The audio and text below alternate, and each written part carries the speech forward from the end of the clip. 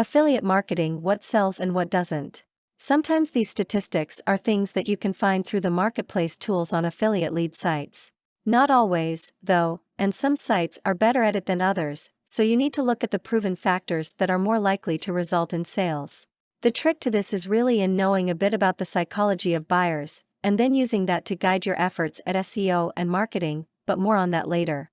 First off, understand that there are basically only two types of buyers of interest to you. They are buyers who are researching products, and buyers who need a product, or feel they need a product, because they need a solution to a problem, or think buying solves a problem. Sometimes the problem is simple want. Are there other types of traffic generators out there?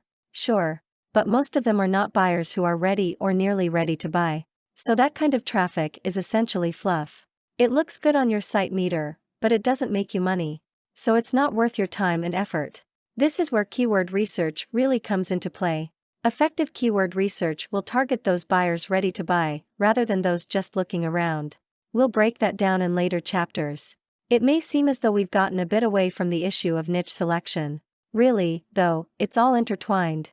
To choose your niche, since you're not choosing on interest alone, you will need to know how to choose the niches that can perform. You need to know how to spot the moneymakers, using your market tools. Now that you know your niche, we can start setting up your business. We can go on to formulating a game plan and carving out your piece of the market action. For more content like this, please visit learnforfree.biz. Content produced and distributed by AllSuperInfo.